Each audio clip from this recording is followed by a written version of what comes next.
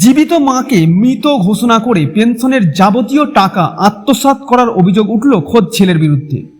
ঘটনাটি ঘটেছে হাওড়ার লিলুয়া থানা এলাকায়। লিলুয়ার চকপাড়ার বাসিন্দা বীণাপানি দাস, বয়স ৭৮ বছর। তিনি অভিযোগ করছেন তার ছেলে ডেথ সার্টিফিকেট ব্যাংকে জমা করে তার পেনশনের যাবতীয় টাকা তুলে নিয়েছে। তিনি আরও অভিযোগ করেছেন তাকে মেরে পা ভেঙে দিয়েছে তার ছেলে। এই ঘটনায় লিলুয়া থানার পুলিশ বৃদ্ধার ছেলেকে গ্রেপ্তার করেছে। ধৃতকে আজ হাওড়া আদালতে তোলা হয়। এদিকে ছেলে গ্রেপ্তারের পর যাবতীয় অভিযোগ অস্বীকার করেছে। ছেলের গ্রেপ্তারের খবর শুনে খুশি বীণাপানি দাস। ছিলামই না যখন মা পা ভাঙা, এটা মিথ্যা কথা, সম্পূর্ণ মিথ্যা, পুরোটাই ফাঁসানো হয়েছে। আমার দাদা মায়ের নাম দিয়ে কেসটা করছে।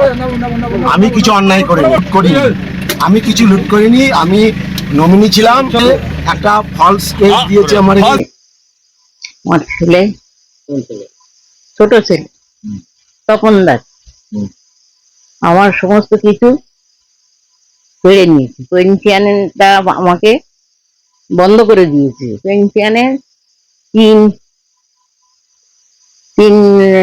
তিন বছর পরে আমি কোর্টে থেকে ওই কাগজটা বার করেছি।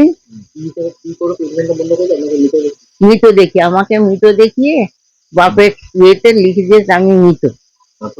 তারপরে পেনশনের যা টাকা পয়সা ছিল ও সব তুলে নিয়ে ফলস করে দিয়েছে, বন্ধ করে দিয়েছে পেনশন।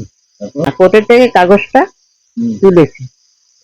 তুলে যখন এটা পেনশনের জন্য এসে গেছি, তখন বললো যে আপনার পেনশন বন্ধ করে দিয়েছে কে, আপনার ছেলে। অঙ্কের বই আছে ওর কাছে, ও জানে কত টাকা আমার স্বামীর ছিল, আমি তো আর জানি না।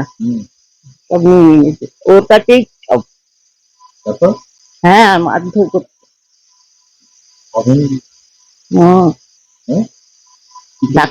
ধাক্কা দিয়ে ফেলাই, পড়ে গেছি, তারপরে পায়ের এই প্রবলেম। এই তো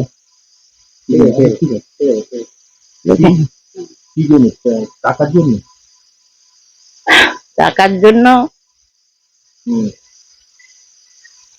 ওকে ঢুকতে দিই না কেন, সেই জন্য। তারপরে এই পাটা আমার বড় ছেলে লাখ টাকা খরচ করে অপারেশন করছে। 9টা স্ক্রু, একটা পাত এখানে বসানো আছে। আজকে শুনলাম ওয়ারেস্ট